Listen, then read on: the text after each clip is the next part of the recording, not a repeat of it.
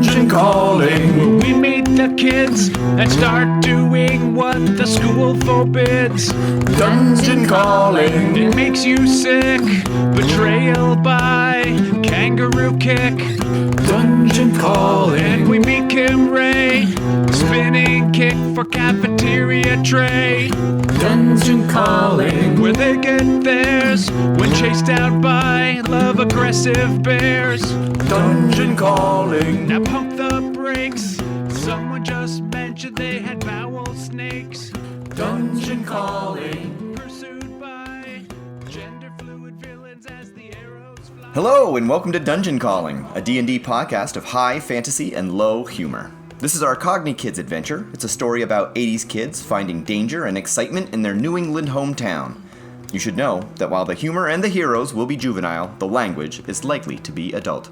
Alright, so the way we're going to start this off is I'm going to do some character intros. We've talked together, you guys created your characters, and I have a pet peeve as an adventurer and a DM of everybody not knowing each other and meeting in a tavern.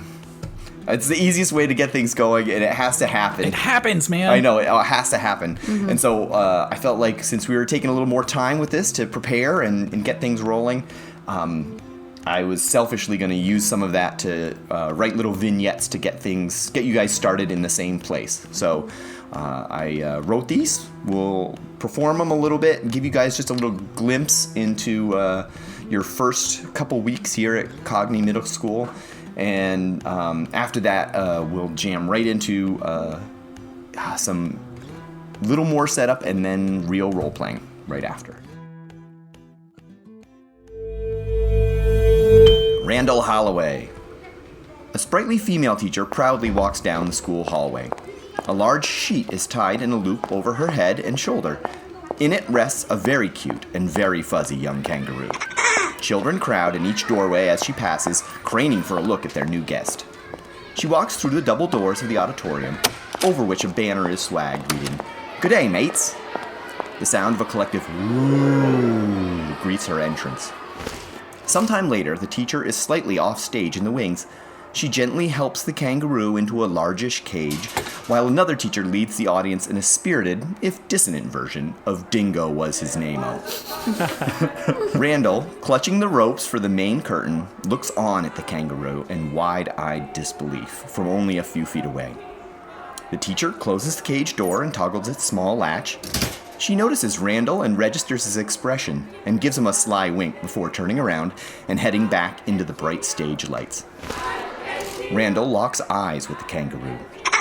They stare at each other for a few seconds. It feels like an eternity. Those dark eyes are so deep.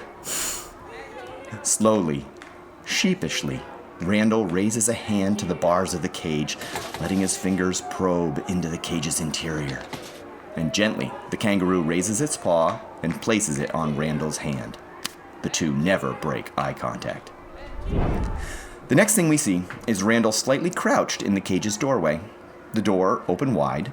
Randall's eyes are intensely focused on the kangaroo's unblinking stare. Randall slowly raises his hand, palm up, and grins. Ready? Every now and then I get a little bit tired of listening to the sound of my tears. Turn around. Every now and then I get a little bit nervous that the best of all the years have gone by. Turn around. Every now and then I get a little bit terrified and then I see the look in your eyes. Turn around. Bright eyes. Every now and then I fall apart. Turn around. Bright eyes. We're gonna win the talent contest. What happens next happens with such speed it will not be till much later that its witnesses will fully register what they saw. It starts with Randall, folded at the waist, flying out from behind the curtains to smash into the back of the knees of the sprightly teacher, who uncontrollably pitches into the back of the singing teacher, who narrowly avoids being pushed off the stage. Next, the kangaroo sprints across the stage, a gray blur disappearing on the other side of the stage in 3 large bounds. Next, rapid and cacophonous sound of crashing musical instruments fills the air. Then the screaming starts. We see Randall walking slowly, bent over, clutching his stomach. An imposing teacher behind him steps past to open the door marked principal. Randall shuffles in without a change in pace or even a glance up. This is the best fucking pep rally I've ever fucking seen. I thought it was friendly. It was, briefly. Did you see that kick, though? Those kicks, though. Kim Ray. Kim walks down the crowded hallway to lunch. As she steps past 3 older girls, one of them kicks her back leg, causing her feet to tangle mid-stride. She falls hard. Her lunchbox snaps open, her food spills out and slides down the filthy hallway floor. The crowd in the hall join together in calling, "Oh!" The older girls laugh. The girl who kicked her blinks her blue eyeshadow innocently and daintily places her manicured nails on the shoulder pads of her yellow blouse. "Whoops," she says. The girl in the middle leans over with an arm outstretched, only to pick up the cookies from the lunch. The girls then turn and disappear into the crowd. Kim lies there for a second in shock. Meanwhile, the rest of her lunch is thoughtlessly trampled by the surging crowd. Later that day, Kim is sitting on the sidelines of a soccer field next to her dad. 2 of her brothers are playing. Kim's dad looks over to her until she meets his gaze. Then he goes back to watching the game. Eventually, he says, "Well, Puddin', now that Daniel's made varsity, no one's going to be home when you get out of school, so we got to find you a place to be until I can get home from work. Here, I got this flyer that has all the available after-school programs. Why don't you take a look and tell me which one you like best?"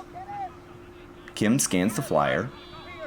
Horse camp, 4-H, teen Bible study, computer camp, and karate camp. The scene fades out as her brother scores a goal and her dad jumps to his feet cheering. It's lunchtime at school, and people are finally taking their seats in the cafeteria. Kim sits alone. Using her makeup compact mirror, she tracks the entrance of the 3 mean girls, focusing in on the blue eyeshadow girl. She watches her make her greetings and prepare to sit down in her chair directly behind Kim. In one fluid motion, Kim stands up, moves her chair to the side, and yells, "Ha!" And with a spin kick, the chair goes flying out from under the sitting girl. The girl hits the cafeteria floor and is instantly covered with the contents of her tray, including the sloppy joes served as today's entree and ketchup for the fries. Ew! This is the best fucking pep rally I've ever fucking seen. How about that kick, yo? Kim walks stoically out of the cafeteria and down the hall. When she reaches the door, a slight smile flashes briefly across her face, and she uses her elbow to remove a smudge from the nameplate that says principal. She opens the door. All right, class.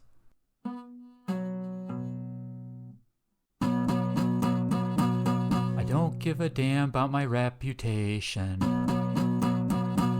Living in the past, it's a new generation. A girl can do what she wants to do, and that's what I'm gonna do. I like to think that silently observing all of that was a like slightly confused, a little afraid, but kind of excited kangaroo.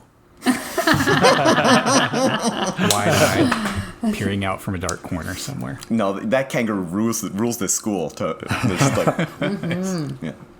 Kangarules! Tommy Akers. Tommy sits down to dinner in a cramped kitchen. What's for dinner, Mike? Beans and franks. The scene fades out. Tommy sits down to dinner in a cramped kitchen. What's for dinner, Mike? Beans and franks. The scene fades out. Tommy sits down to dinner in a cramped kitchen. It's quiet. His dad says, "Beans and franks." Tommy looks incredulous. Again? Dad says, "Shut up, it'll make a turd, won't it?" It's science. Tommy's walking down a trail in the woods, carrying a wrist rocket slingshot and a dead squirrel. 3 older boys have found his huffy bike at the end of the trail and are riding it around. As Tommy approaches, he shouts, Get off my bike, dick shit! The boy riding the bike says, "Nice language, you Freddy Munster-looking motherfucker. You kiss your mother with that fucking mouth?" Tommy steps forward with grim determination. Before Tommy can do anything, a second boy blindsides him, punching Tommy in the side of the head. Tommy staggers, then gets hit again, this time by a third boy, making Tommy drop his slingshot as well as the precious squirrel. Tommy spins and hits the newest assailant hard in the stomach, making him double over, wheezing to catch his breath. Not having time to celebrate his excellent connection, Tommy's immediately struck in the head by the same boy who got him in the brain case the first time. Falling, Tommy watches a rock get closer and closer to his face. He hits the rock head first. His eyes flutter, then close. We see three boys gathered together surrounding something on the ground. "Holy shit, do you think he found that thing or do you think he killed it?" "I don't know, but it looks like he gave him the Lenny treatment." He laughs at his own joke. The other two laugh, but only because they feel like they should get it. First boy raises a stick to poke at the squirrel. Behind them, Tommy rises silently, his head cut. There's blood on half of his face. He's illuminated by the sunset. Tommy raises a large branch over his head before releasing an unhinged, feral scream and then swinging the branch down.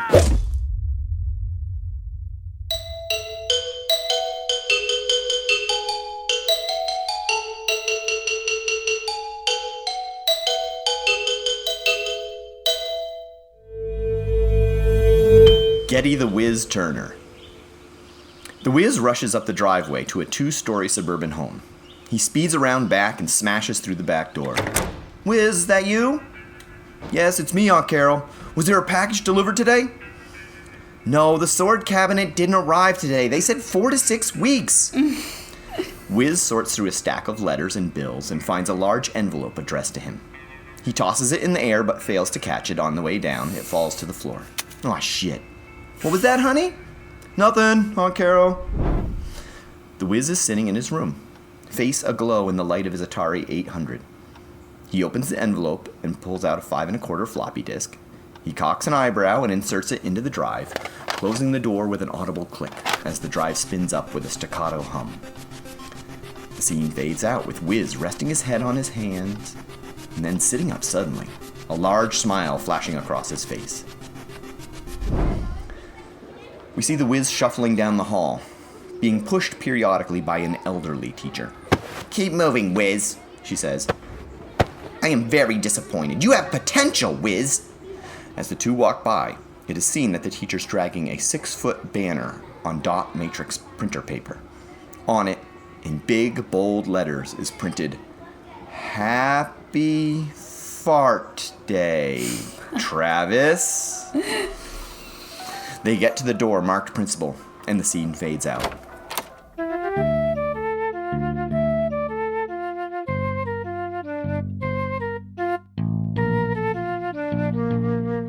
Travis loves farts. I know that.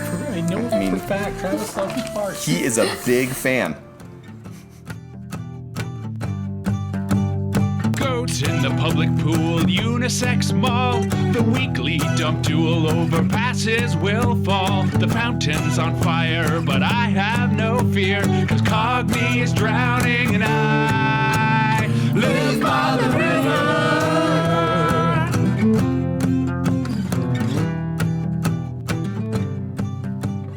Dungeon calling. Where we meet the kids and start doing what the school forbids.